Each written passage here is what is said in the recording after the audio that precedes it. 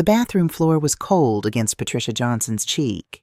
She'd been lying there for what felt like hours, though the clock on the wall, the one Robert had hung 30 years ago, slightly crooked, and she'd never bothered to straighten, told her it had only been 20 minutes. 20 minutes since her foot had slipped on the wet tile. 20 minutes since she'd heard the crack, felt the white-hot lightning shoot through her hip. 20 minutes since she'd called out for help that wasn't coming. The October morning sun slanted through the frosted window, casting geometric shadows across the pale blue tiles. Patricia had chosen this tile herself back in 1995, when they'd renovated after everything. Robert had wanted white. Clean, simple white. But Patricia had insisted on blue, the color of forget-me-nots, though she'd never told him why. Now, at 68, she wondered if Robert had known all along. The pain came in waves. Not just from her hip, though that was bad enough, a grinding ache that made her stomach turn, but from somewhere deeper. The kind of pain that's been waiting years to surface, hiding beneath the routines of grocery shopping and volunteer shifts at the library and Wednesday night bingo at St. Mary's. Her cell phone sat on the bathroom counter, just 4 feet away. It might as well have been 4 miles. Patricia had tried to reach it, dragging herself across the tile with her good leg, but the pain had been too much. She'd made it 6 inches before the room started spinning, before the nausea rose up so fast she thought she might pass out. So she'd stopped, caught her breath, and tried to think. Call David, she thought. He'll come. Would he? Her oldest son lived 20 minutes away in a nice subdivision off Taylor Road. She could picture his house, the one with the professional landscaping and the 3-car garage. She'd only been there twice this year, once for Easter, when Sarah had made that dry ham and David had spent the whole meal checking his phone. Once in July for Emma's birthday, where she'd sat in the corner while the other grandparents, Sarah's parents, had played games with the kids. But he was her son, her firstborn. He'd come. She'd called. He'd answered on the 3rd ring, his voice clipped and distracted. "Mom, I'm in a meeting." "David, Her voice had cracked. "I fell. I can't get up." There'd been a pause. Patricia had heard voices in the background, the rustle of papers. "Can you call 911? "I can't reach my phone. I'm on the bathroom floor." "Mom, I'm at the bank. This is really important. Can you call Barbara? I'll check on you later, okay?" Click. Patricia had stared at the phone in her hand for a long moment after he'd hung up. The screen had gone dark, reflecting her face back at her, pale, lined, shocked. He didn't come. Something inside her whispered, "Your son didn't come." So she'd called Barbara. Her daughter hadn't answered. The phone had rung and rung, then gone to voicemail. Patricia had tried again. Voicemail. A 3rd time. Nothing. Finally, a text had come through. "At court. Call you tonight." Not "are you okay?" Not "what's wrong?" Just 5 words and a period, like punctuation on their relationship for the past 2 years. Patricia had let the phone slip from her fingers then. It had clattered across the tile, coming to rest against the wall, still lit up with Barbara's message. The house was so quiet. She'd lived here for 42 years, raised 2 children in these rooms, buried a husband from this address, and now, lying on her own bathroom floor, she realized she couldn't remember the last time she'd felt truly at home. The pain in her hip sharpened, demanding attention. Patricia closed her eyes and tried to breathe through it. In through her nose, out through her mouth, like she'd learned in that yoga class at the community center. The one she'd gone to 3 times before she'd stopped, because the other women had all seemed to know each other, seemed to have lives that included lunch dates and book clubs and daughters who actually answered their phones. She must have drifted off. Shock, maybe, or just exhaustion, because the next thing she knew, there was a sound at the front door. "Patricia, you home?" Jennifer Martinez's voice, bright and warm as sunshine. Patricia tried to call out, but her throat was dry. She managed a hoarse croak. "Bathroom," the sound of footsteps, quick and light. Then Jennifer was there, kneeling beside her, her face creased with concern. Jennifer, at 55, looked younger than Patricia had at that age. Or maybe Patricia just felt ancient now, crumpled on the floor like a piece of discarded paper. "Oh my God, how long have you been here?" "An hour, maybe more?" Patricia's voice sounded strange to her own ears, weak and papery. "I called David. I called Barbara. She couldn't finish. Didn't need to. Jennifer's face said she understood. I'm calling 911. Jennifer already had her phone out. And then I'm calling your children myself and giving them a piece of my mind." "Don't!" The word came out sharper than Patricia intended. "They're busy. They have their own lives." Jennifer's eyes met hers, dark and knowing. "Honey, nobody's too busy for this." But they were. Patricia knew they were. Because this wasn't the first time, was it? It wasn't the first time she'd called and gotten voicemail. Wasn't the first time she'd shown up at family dinners to find she was an afterthought, a duty to be checked off. Wasn't the first time she'd felt like a burden her own children were trying to avoid. The paramedics came, 2 young men who were gentle and efficient, asking questions about her pain level and her medical history. Jennifer rode with her to the hospital, holding her hand while Patricia tried not to think about the empty seats where her children should have been. At the hospital, as they wheeled her toward X-ray, Patricia caught a glimpse of her reflection in a window. An old woman, gray-haired and frightened, strapped to a gurney. When had she become that person? When had she stopped being someone's mother and become someone's burden instead? The X-ray tech was kind, a young woman with gentle hands and a soft voice. This might hurt a little, she'd warned, and Patricia had wanted to laugh. Because yes, it hurt, but not in the way the tech meant. The hip was broken. Cleanly, the doctor said, which was good, but she'd need surgery, and recovery time, and help. "Do you have family nearby?" the doctor asked, his pen poised over her chart. Patricia had opened her mouth to say yes. Yes, she had a son and a daughter, both in the same city, both healthy and capable and perfectly positioned to help. But instead what came out was, "I have a friend." Jennifer had squeezed her hand. That night after the surgery, after the pain medication had dulled everything to a manageable ache, Patricia lay in her hospital bed and watched the shadows on the ceiling. Jennifer had gone home to get Patricia some things, her toothbrush, her reading glasses, that mystery novel she'd been halfway through. She'd promised to come back in the morning, had refused Patricia's weak protests that she didn't need to. "You hush," Jennifer had said firmly. "What are friends for?" Friends. Patricia turned the word over in her mind. She'd known Jennifer for 5 years, ever since the other woman had moved into the neighborhood after her own divorce. They'd bonded over shared garden tips and borrowed sugar and gradually deeper things. But Patricia had never told Jennifer everything, had never told anyone everything. There were 3 people in the world who knew the whole truth: herself, Robert, and God.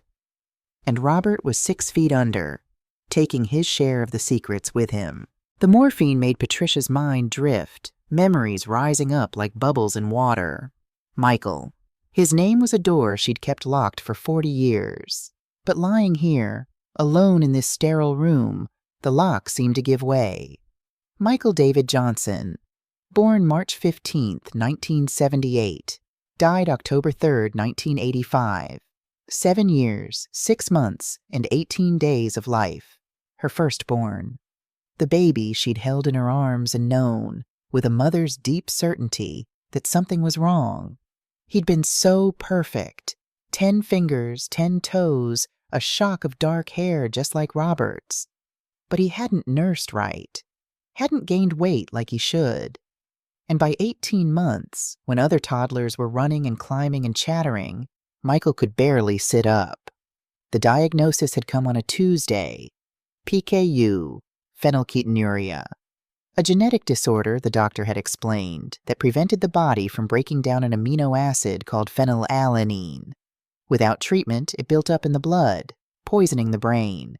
"We can manage it," the doctor had said. "Special formula, strict diet, regular monitoring. But it's expensive, and it's lifelong." Expensive. That had been an understatement. The formula alone had cost $400 a month in $1978, more than their rent. Robert had taken on extra shifts at the factory. Patricia had quit her job as a secretary to care for Michael full-time. They'd sold their new car and bought a 15-year-old station wagon.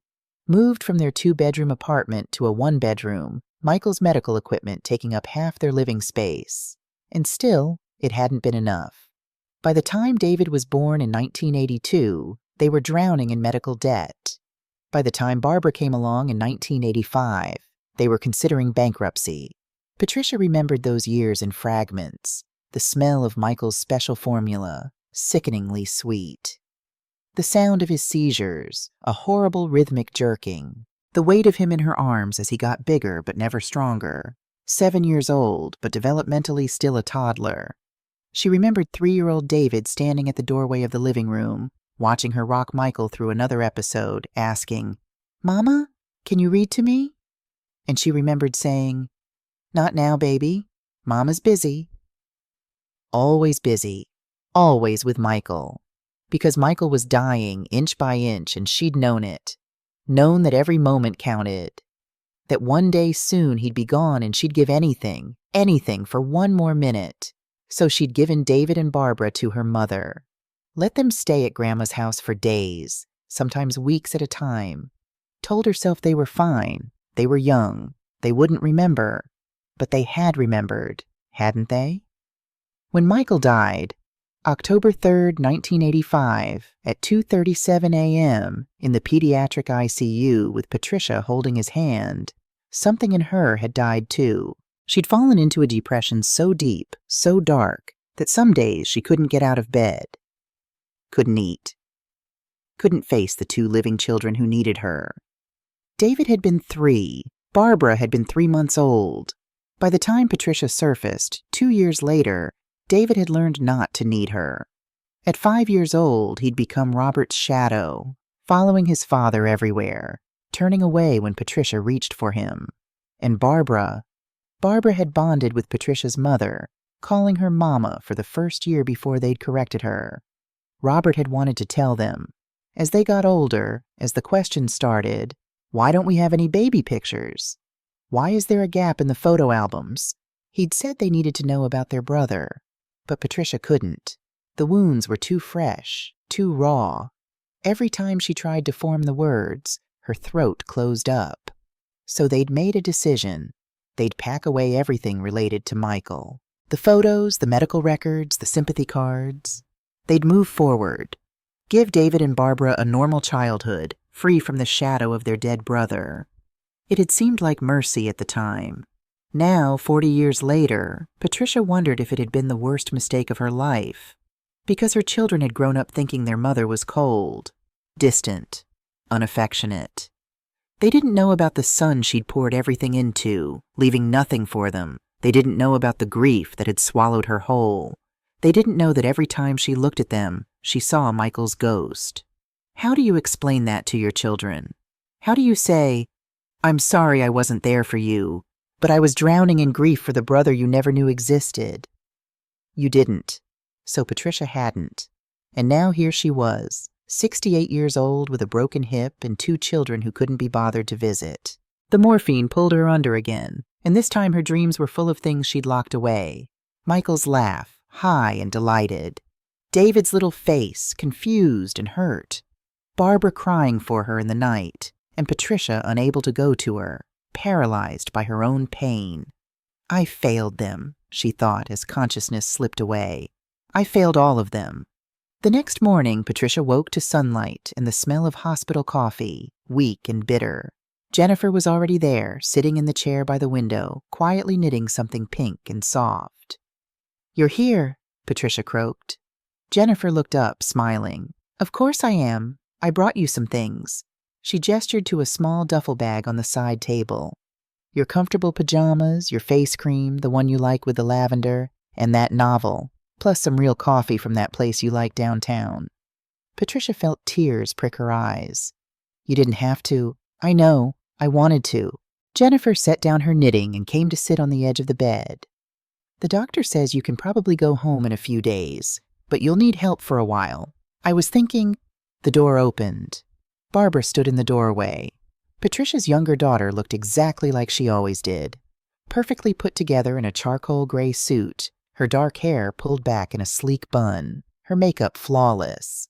She looked like success, like someone who had their life completely under control. She did not look like someone who'd let her mother lie on a bathroom floor for over an hour. "Mom," Barbara's voice was carefully neutral. "I got your message." "Yesterday's message," Jennifer said quietly, when she was on the bathroom floor. Barbara's jaw tightened. "I was in court. I can't just leave in the middle of—" "Your mother was injured." "And she's fine now, isn't she?" Barbara turned to Patricia, and for just a second there was something raw in her eyes, something that looked almost like fear. "You're fine." Patricia wanted to say yes, wanted to smooth this over like she always did. But maybe it was the morphine, or the pain, or the fact that she'd spent the night dreaming about all the ways she'd failed. But what came out instead was, "No, I'm not fine." Barbara blinked, clearly not expecting that. "The surgery went well. The doctor said—" "I'm not talking about the surgery." Silence. Jennifer quietly excused herself, squeezing Patricia's hand before slipping out the door. Barbara stood there, her expensive leather briefcase clutched in both hands like a shield. "What are you talking about?" "You left me there, Barbara. On the floor. You saw me and you walked away." Barbara's face flushed. "I had court, a client depending on me, and I'm just your mother." "That's not fair." "Isn't it?" Patricia pushed herself up against the pillows, wincing at the pull in her hip. "When did we become like this? When did you start looking at me like I'm an obligation instead of your mother?" Barbara set her briefcase down with a sharp click. "You want to talk about obligations? About being there for people?" Her voice rose, years of something held back finally breaking free. "You weren't there for me, Mom. When my marriage fell apart, when I needed someone to tell me I wasn't crazy for leaving him, you took his side. You told me I should try harder, be more patient, make it work." Patricia felt the accusation like a physical blow. I was trying to help. You weren't trying to help. You were trying to avoid dealing with messy emotions. Like always." Barbara's eyes were bright with unshed tears. "Do you know what it's like to have a mother who never quite seems to be fully present? Who's always somewhere else, even when she's standing right in front of you?" "Yes," Patricia thought, "I do. Because that's what I did to you." But she couldn't say it. Couldn't unlock that door. Not yet. "I'm sorry," she whispered instead. "About your marriage. About not supporting you the way you needed." Barbara wiped at her eyes impatiently. "It doesn't matter now. It's been 2 years. I'm fine." "Are you?" For a moment, mother and daughter looked at each other across the hospital room, across all the years of hurt and distance and things left unsaid. Then Barbara picked up her briefcase. "I have to go. I'll check on you later." She was gone before Patricia could respond. Patricia sat in the empty room, listening to the beep of the monitor, the distant sound of the hospital PA system. Somewhere down the hall, someone was crying. The door opened again. For a wild moment, Patricia hoped it was Barbara coming back. But it was David this time, looking uncomfortable in his work clothes, khakis, and a polo shirt with his company logo. "Mom, hey!" He came to stand at the foot of the bed, not quite meeting her eyes. "I heard about— Sarah told me Barbara was here. I would have come yesterday, but like I said, I was at the bank and—" "What's wrong, David?" He looked up, startled. "What?" "Something's wrong, I can see it." Patricia studied her son's face, the lines around his eyes, the tension in his shoulders. "What is it?" For a second she thought he might tell her, saw the words forming, the need to confide in someone, anyone. But then his face closed off, became polite and distant again. "Nothing. Just work stuff. Business is— It's fine. Everything's fine." He was lying. Patricia knew her son well enough to know that. But she also knew that pushing wouldn't help. David had learned a long time ago to handle things on his own, to not need anyone. "I taught him that," she realized, when he was 3 and I was too consumed by grief to see him. "David, listen, Mom, I can't stay long. But I wanted to ask." He shifted his weight, still not quite looking at her. Dad's life insurance. The policy. Do you still have that? Patricia felt something cold settle in her stomach. Why? No reason. Just, making sure things are in order. You're getting older and... I'm 68, not 90. I know. I just mean... He ran a hand through his hair, frustrated. Look, Sarah and I have been thinking. This house. It's a lot for you to manage. Maybe it's time to think about downsizing. We could help you find a nice place. Something easier. I don't want to downsize. I love my house. But it's so much work. And the maintenance. What you mean is the equity. The words came out flat. You want me to sell it? David's face flushed. That's not, isn't it? He opened his mouth, closed it, opened it again. Mom, I'm trying to help. Are you? Or are you trying to help yourself? David stared at her for a long moment. Then, very quietly, he said, You know what? I don't need this. I came here out of obligation. At least you're honest about that. And you're twisting everything I say. Fine. You want to stay in that house alone? Go ahead. But don't call me when something happens and you need help. He walked out. Patricia sat very still, her hands folded in her lap. 2 children, 2 visits, 2 conversations that had ended in the worst way possible. When Jennifer came back half an hour later, she found Patricia crying, quiet tears that rolled down her face without sound. Oh, honey. Jennifer pulled a chair close and took Patricia's hand. I saw them leave. It didn't go well? No. Patricia's voice was thick. Jennifer, there's something I need to tell you. Something I've never told anyone. Jennifer settled into the chair, patient and present in a way Patricia's own children had never learned to be. I'm listening. And finally, Patricia opened the locked door. She told Jennifer about Michael, about the diagnosis, the years of struggling, the impossible choices, about the way grief had broken her, leaving her unable to be the mother David and Barbara needed, about the decision to hide the past, to pretend Michael had never existed. I thought I was protecting them, Patricia whispered, but I was just protecting myself. And now they don't even like me, and I can't blame them. I was never really there for them. Jennifer was quiet for a long moment. Then she said, I understand more than you know. Patricia looked up, surprised by something in her friend's voice. I had a daughter, Jennifer said softly. Amanda. She died 15 years ago. She was 23. Oh, Jennifer. She had PKU too. That's how I knew your story, even before you told me. I saw Robert's name in some old support group files at the hospital.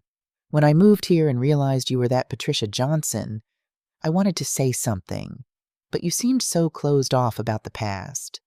So I stayed close. Quietly. Patricia felt the weight of this revelation settle over her. Why didn't you tell me? Why didn't you tell David and Barbara about Michael? Jennifer smiled sadly. We all carry our grief differently. I'm not saying my way is right, but after I lost Amanda, I realized something. Hiding from pain doesn't make it go away. It just means you carry it alone. What do I do now? Patricia asked. How do I fix this? Jennifer squeezed her hand. Maybe you don't fix it. Maybe you just tell the truth, all of it, and let them decide what to do with it. Patricia thought about her children. David, angry and lying about his own problems. Barbara, cold and hurt and convinced her mother had never really loved her. They didn't know. They didn't know about the son who'd come before them, the brother whose death had shaped everything about their childhood. They thought their mother was simply cold, when really she'd been drowning. I need to change my will, Patricia said suddenly. Jennifer looked confused. What? But Patricia was already thinking it through. She'd made plans years ago. Standard stuff. Everything split equally between David and Barbara. But now she saw things differently. Her children didn't need her money. They needed the truth. They needed to understand. They needed to know about Michael. And maybe, just maybe, In the process of learning about their brother, they'd learn something about grace and sacrifice and what it means to be family. "I need to call my lawyer," Patricia said. "There's something I need to do."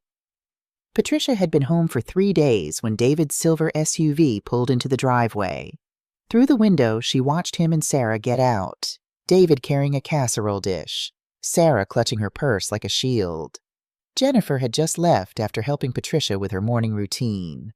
The walker stood beside the recliner, a reminder of how much her life had changed in a week. "Mom," David set the casserole on the coffee table, Sarah's dry chicken and rice that showed up at every family gathering. "How are you feeling?" "Better." Patricia studied her son. He looked exhausted, with dark circles under his eyes and a tension in his shoulders she recognized. "How are you?" "Fine. Everything's fine." The lie was automatic. Sarah perched on the edge of the sofa, her hands twisting in her lap. She'd lost weight, Patricia noticed. Her face was drawn, her eyes shadowed with something beyond fatigue. "We wanted to talk to you," David said, still standing by the window like he might bolt at any moment. "About your situation. This house is a lot for you to manage now. Sarah and I found a really nice assisted living place. You want me to sell the house?" Patricia's voice was flat. David's jaw tightened. "For your own good. What if you fall again? What if something happens and no one's here?" "Jennifer is helping me." "Jennifer is a neighbor, not family." The words hung in the air between them. Patricia felt something break inside her chest, not with a snap, but with a slow, inevitable cracking. "She's been more family than—" Patricia stopped herself, but too late. "Then what?" David's face flushed. "Then us? Is that what you were going to say?" "David, please." Sarah stood, placing a hand on his arm. "No, let's talk about it." David shook off his wife's hand. "Let's talk about how we're never good enough. How we're always somehow disappointing you. How—" "Stop!" Sarah's voice cracked. "Just stop and tell her the truth." David spun toward her. "Sarah, she deserves to know." Tears were streaming down Sarah's face now. "If you're asking her to sell her house, she deserves to know why." The silence was suffocating. "I'm sick," Sarah said finally, her voice breaking. "I have uterine fibroids. I need surgery. $40,000 after insurance. David's company lost its biggest contract. We're drowning in debt. And if I don't have this surgery soon—" She dissolved into sobs. Patricia felt the world tilt. "Why didn't you tell me?" "Because I'm 42 years old." David's voice was raw. "I'm supposed to have my life together. I'm not supposed to need my mother's help." "But you need my house." David's face crumpled. "I'm sorry. God, I'm so sorry. I thought I could fix it. I thought—" He sank onto the sofa beside his wife. "I don't know what else to do." Patricia looked at her son, this man who'd learned too young not to need anyone, not to ask for help, and she knew exactly who had taught him that. "David," she said quietly, "there's something you need to know, something I should have told you a long time ago. You had a brother. His name was Michael." The words fell like stones into deep water. David's head snapped up.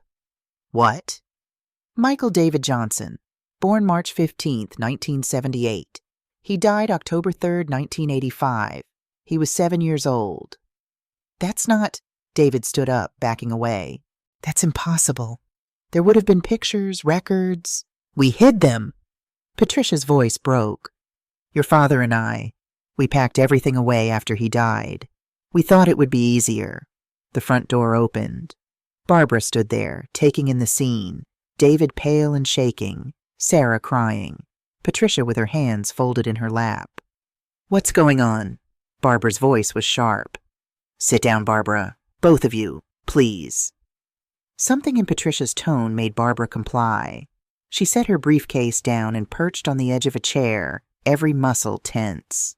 Patricia reached for the photo album Jennifer had brought down from the attic, the one she'd kept hidden for 37 years. She opened it to the first page. A baby with dark hair and darker eyes, wrapped in a blue blanket. Then a toddler, thin and fragile but smiling. A young boy in a wheelchair, laughing at something off camera. Michael had PKU, phenylketonuria, Patricia said, a genetic disorder. His body couldn't process certain proteins. Without treatment, they built up, causing seizures, developmental delays. She took a shaking breath. We did everything. Sold our car, our furniture. Your father worked 3 jobs. I quit mine to care for Michael full time. She looked at David. You were born 4 years after him. We were so careful. Had you tested immediately, you were healthy, but Michael still needed constant care. And her voice cracked. I failed you, David. You were 4 years old and you needed your mother, but I was so consumed with keeping Michael alive that I didn't see you, didn't see that you were scared and needed attention. I remember, David whispered. I remember you always being with him. I was only 3 or 4, but I remember. I thought I'd done something wrong. No, never. Patricia reached for him, but he pulled back. You were perfect, but I was so afraid of losing Michael that I couldn't see past him. And when he died, when you were only 3 years old, I fell apart completely. I was depressed for 2 years. Your grandmother took care of you both while I couldn't function. Barbara was staring at the album, tears streaming down her face.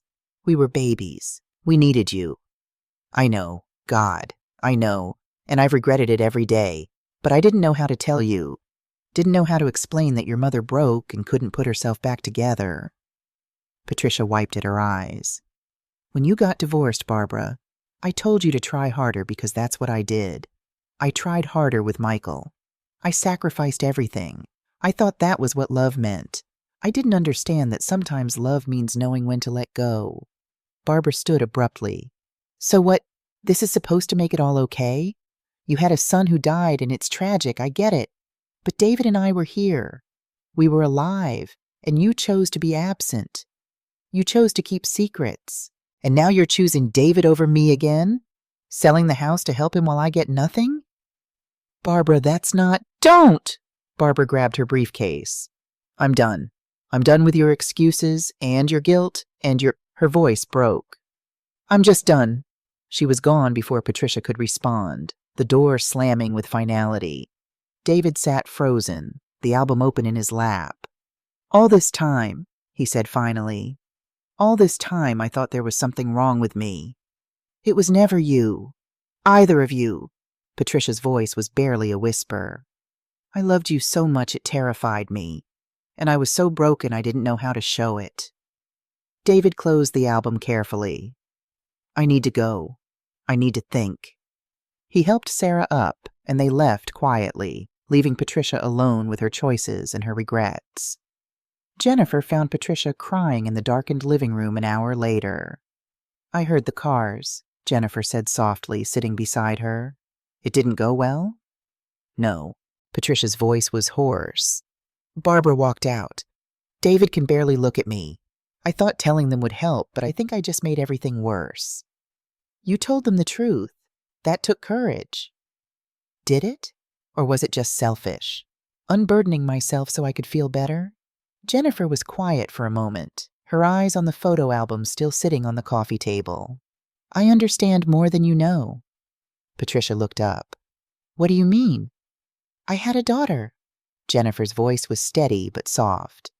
Amanda. She died 15 years ago. She was 23. Patricia felt the world shift. Jennifer, why didn't I tell you? Jennifer smiled sadly. Same reason you didn't tell David and Barbara about Michael. Because sometimes grief is so overwhelming that talking about it feels like drowning all over again. What happened? She had PKU, like Michael. Jennifer stood, moving to the window. That's how I knew about your son. When I moved here 5 years ago, I joined a support group for parents who'd lost children to rare diseases. Someone mentioned the Johnson family, how they'd fought so hard in the 80s. When I moved to this neighborhood and met you, I recognized your name. You knew? All this time? I recognized the grief, Patricia. I understood why you never talked about the past. Because I couldn't talk about Amanda either.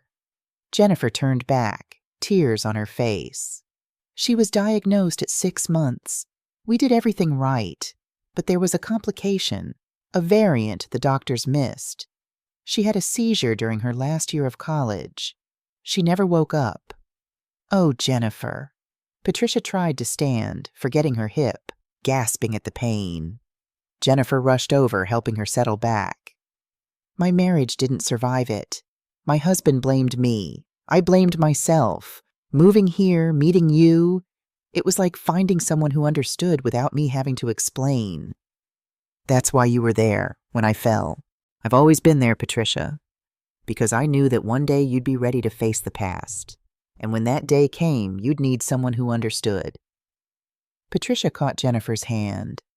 Thank you for being here, for understanding, for being the daughter I needed when my own daughter couldn't be. And thank you for being the friend I needed when I'd lost everyone else. After Jennifer left, Patricia sat alone in the gathering darkness. She thought about David, desperate and proud and unable to ask for help. About Barbara, hurt and angry and convinced she'd never been loved enough. About Jennifer, carrying her own grief all these years while helping Patricia carry hers. And she thought about Michael, sweet Michael, who taught her that sometimes you gave everything and it still wasn't enough. That loss could break you so completely you forgot how to be whole. But maybe loss could also teach you something else. That family wasn't just blood. That love came in unexpected forms. That the people who showed up mattered more than the people who were supposed to. Patricia reached for her phone. Helen Porter Law Office. Helen, it's Patricia Johnson. I need to see you tomorrow. It's about my will. Is everything all right? No, Patricia said honestly, but it's going to be. That night, 2 conversations happened in 2 different houses. In David's kitchen, lights burned late. Sarah sat with her laptop open to medical bills and bank statements. David paced, arguing with creditors. When he hung up, Sarah said quietly, Your mom offered to help. By selling her house. David's voice was sharp. The house where she raised her kids, where she took care of a son I never knew existed. But we're desperate. I know. David sank into a chair. I don't know how to process any of this. A brother I never knew. A mother who was grieving instead of cold. All these years thinking I wasn't enough, and it turns out it wasn't about me at all. Does that make it better or worse? Both, David said. Both. Across town, Barbara sat in her condo with a glass of wine, staring at her phone. She thought about calling Thomas Reed, the estate attorney, asking about contesting a will, protecting her interests. Interests. Such a cold word for her mother's estate. She thought about the photo album, about Michael, the brother she'd never known, the son their mother had loved so much it broke her. Where does that leave me? Barbara wondered. The daughter who never had a chance to compete with a ghost? Her finger hovered over Thomas's number. Are you really going to do this? She asked herself. But what if Patricia cut her out? What if this revelation about Michael was leading to some grand gesture where she left everything to Jennifer, the woman who'd actually been there? Barbara pressed call. Thomas, it's Barbara. I need to ask you something about my mother's estate. Meanwhile, Patricia slept and dreamed of 3 children, Michael with his gap-toothed smile, David standing at her door asking if she was sad, Barbara crying in her crib while Patricia lay paralyzed in the next room. In her dream, she could reach them all, could hold them, could explain everything. But when she woke at dawn, they were gone, and she was alone with her choices. Jennifer arrived early with coffee and groceries. Ready for your meeting with Helen? Patricia looked at the photo album on the coffee table, at the garden outside her window, at the house full of memories, both painful and precious. Yes, she said. I'm ready. Helen Porter's office smelled of old books and lemon polish. Patricia sat across from the lawyer she'd known for 20 years, Jennifer beside her for support. You're sure about this? Helen asked, reviewing the documents. This is unconventional. I'm sure. Patricia's voice was steady despite her shaking hands. Helen read through the terms one more time. $100,000 to Jennifer Martinez to establish the Amanda and Michael Memorial Fund for families affected by PKU. The house at 428 Oak Street to be converted into Michael House, a temporary residence for families with children receiving treatment for rare diseases at Montgomery Regional Hospital. $50,000 to David Johnson. $50,000 to Barbara Johnson. Both subject to the following conditions. They might contest this, Helen warned. Let them try. Patricia signed her name with a flourish. This is irrevocable, correct? As irrevocable as I can make it. Helen witnessed the signature. But Patricia, your children, are you sure this is the way you want to tell them? Patricia thought about Michael, about all the conversations she'd never had, all the truths she'd hidden. I'm tired of silence, Helen. It's time for the truth. All of it, even if it hurts. 3 days later, Patricia asked Jennifer to invite David and Barbara to the house. Tell them it's important. Tell them I have something for them. David arrived first, wary and tired. Barbara came 20 minutes later, her briefcase in hand like armor. They sat on opposite sides of the living room, not looking at each other. Patricia, still in her recliner, held 2 envelopes. Before you say anything, before we argue or fight or walk away, I need you to read these, please. She held them out. David took his first, then Barbara reluctantly took hers. Read them now, Patricia said. Out loud, if you can. David opened his envelope with shaking hands. Inside was a letter in Patricia's careful handwriting and a smaller sealed envelope labeled for Michael. He began to read aloud. Dear David, you were 4 years old when you asked me if I was sad. I said yes, but I never told you why. You were only 3 when Michael died. So young, yet old enough to sense something was terribly wrong. After he was gone, I couldn't look at you without seeing what I'd lost, so I stopped looking. That was my failure, not yours. You were never the problem. You were perfect, healthy and bright, and everything I could have wanted. But I was so broken I couldn't see it. I've changed my will, not to punish you, but to give you something I never gave you as a child. The truth about your brother, and a chance to honor his memory. You'll receive $50,000, enough to help Sarah get the surgery she needs. But there are conditions. 1. You must attend 6 months of family counseling with Barbara and me. 2. You must volunteer 40 hours at Michael House, the home that will be created from this house. 3. You must learn about PKU and meet families affected by it. 4. You must write a letter to Michael, the brother you never really knew. These aren't punishments. They're gifts. The gift of understanding. The gift of family. The gift of knowing that even when we fail each other, we can still choose to show up. You asked me once if I was sad. I'm still sad, David. But I'm also grateful. Grateful for Michael's 7 years. Grateful for your 42 years. Grateful for the chance to finally tell you the truth. I love you. I always have. I just forgot how to show it. Mom. David's voice broke on the last words. He clutched the letter, tears streaming down his face. Barbara opened her envelope with trembling fingers. Her letter was similar but different. Dear Barbara, you were 3 months old when Michael died. You never knew him, never had a chance to compete with his memory, but you've been competing with it your whole life anyway.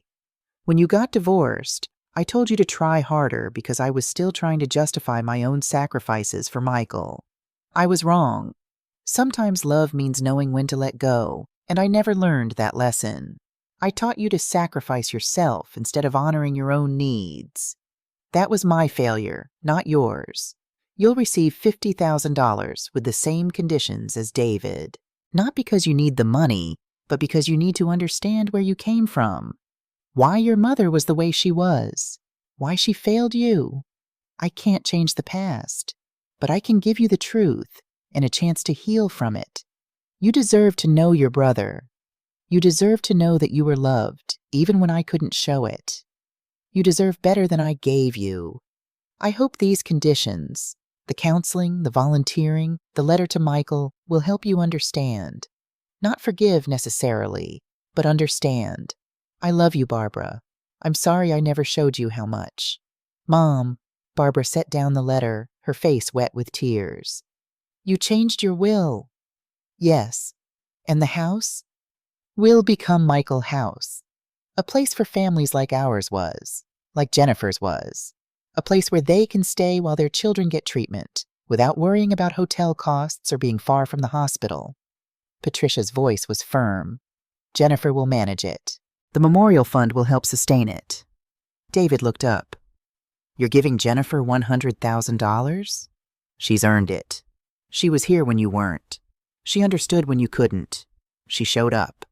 The words landed like blows. Barbara flinched. David's face flushed with shame. But the conditions, David said, the counseling, the volunteering, are yours to accept or reject. If you don't want the money, that's fine. It'll go to the memorial fund instead. But I hope, Patricia's voice cracked, I hope you'll do it anyway. Not for the money. For Michael. For yourselves. For us. Silence filled the room. Outside, the October wind rustled the last leaves on the oak tree. Finally, Barbara spoke. What if we contest it? What if we argue you weren't in your right mind when you made these changes? Patricia met her daughter's eyes. Then you'll lose. Helen made sure of that, and you'll spend years fighting me instead of understanding me. Is that what you want? Barbara looked away. I don't know what I want. Yes, you do. Patricia's voice was gentle but firm. You want me to see you, to acknowledge that you exist, that you matter. And I'm telling you now, you do. You always did. I just didn't know how to show it. David set down his letter. I don't want your money, Mom. Patricia's heart sank.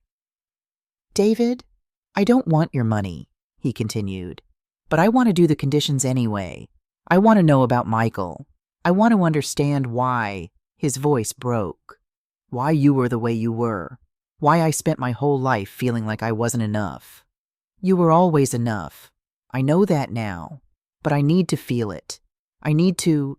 He gestured helplessly. I need to heal, Mom, and maybe this is how. Barbara stood abruptly. You're going to do it? Just like that?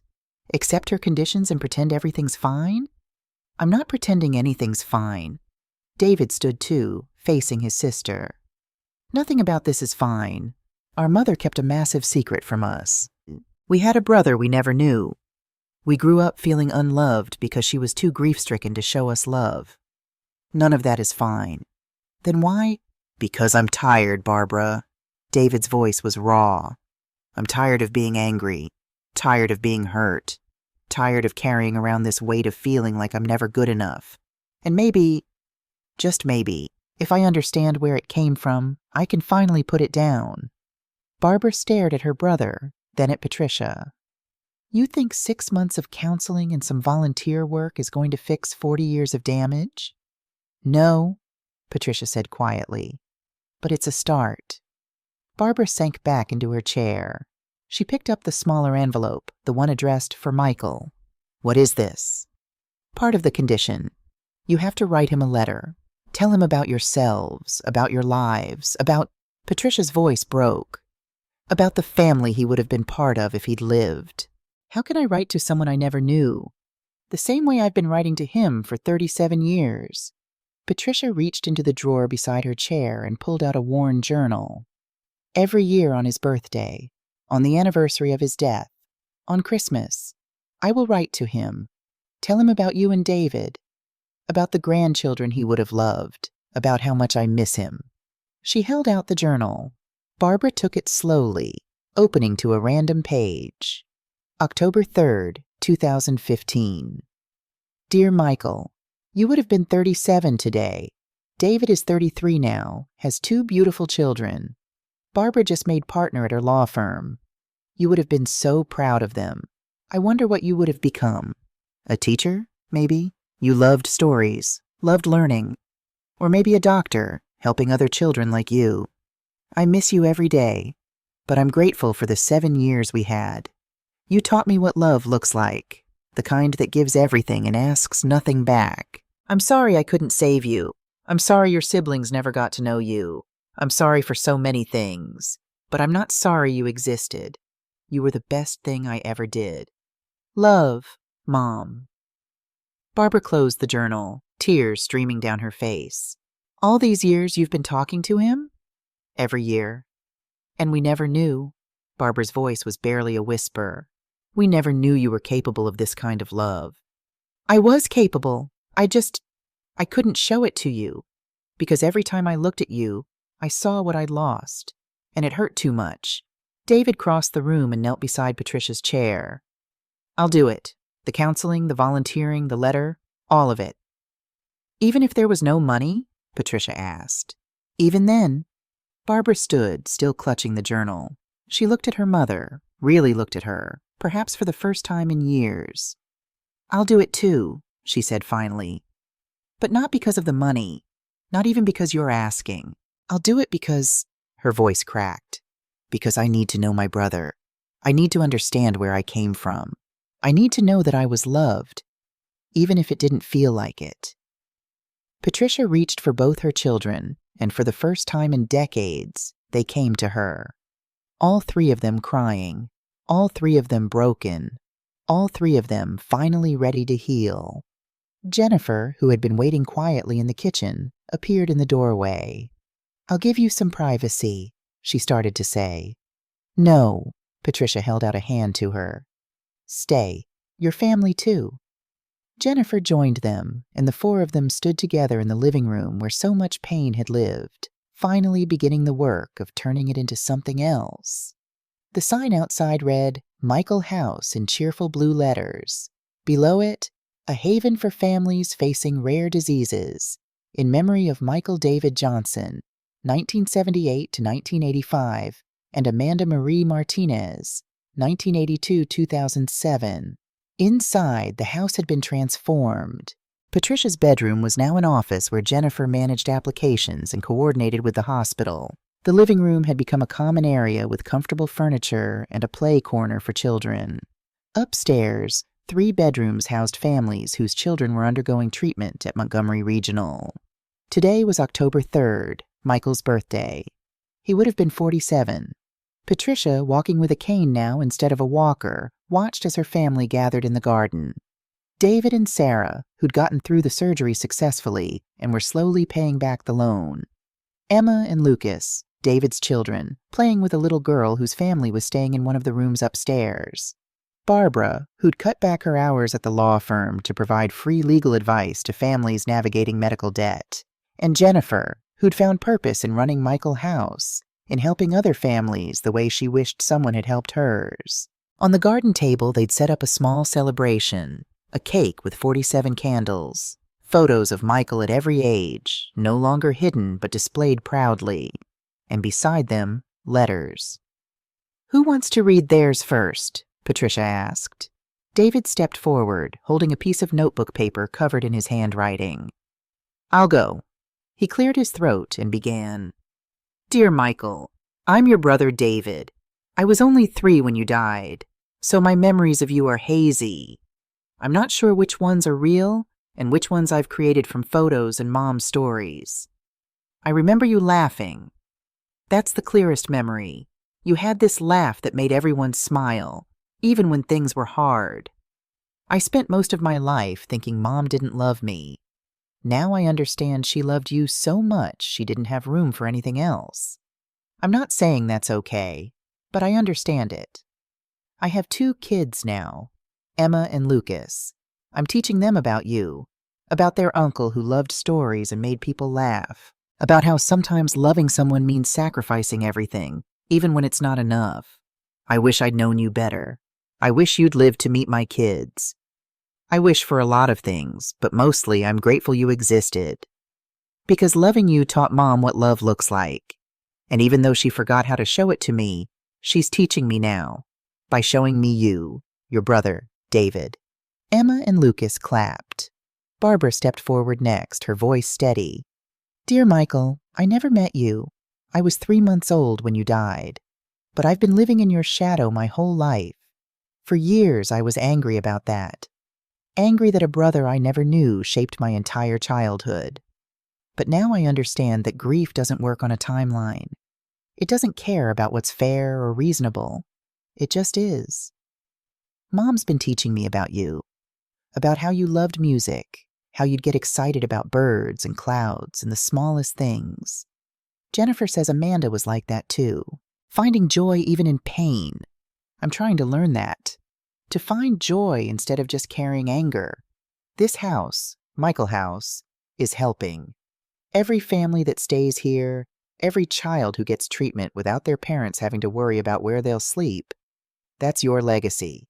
You're still here, still helping people, 37 years after you left.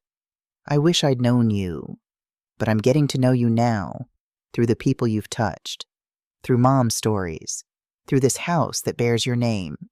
Thank you for teaching our mother how to love, even if she forgot for a while. She's remembering now. Your sister, Barbara. Patricia wiped her eyes. Thank you, both of you. Jennifer lit the candles on the cake. Make a wish for him. Together they sang happy birthday. Together they blew out the candles.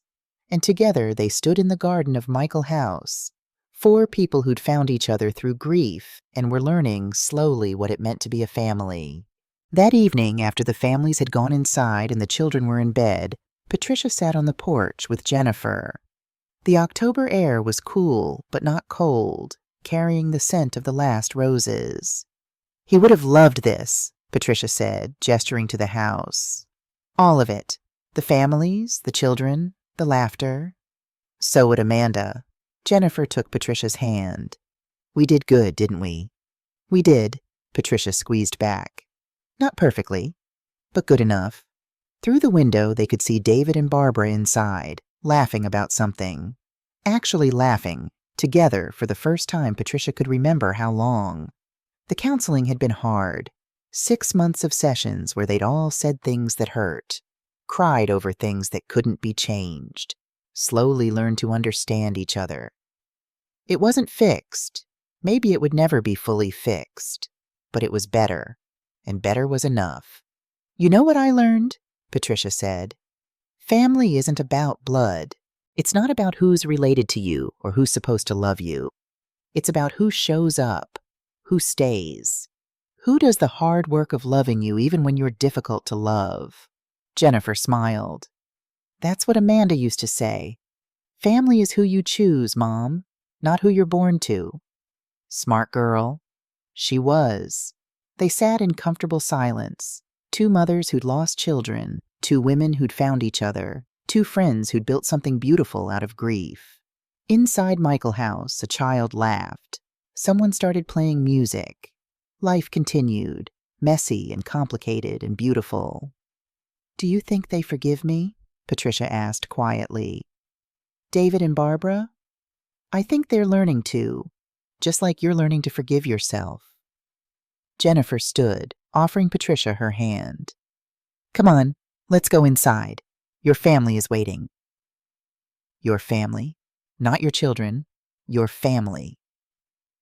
Patricia took Jennifer's hand and let herself be pulled to her feet. Together they walked into the house, into the warmth and light and noise of a family that had been broken and was slowly, painfully, beautifully putting itself back together.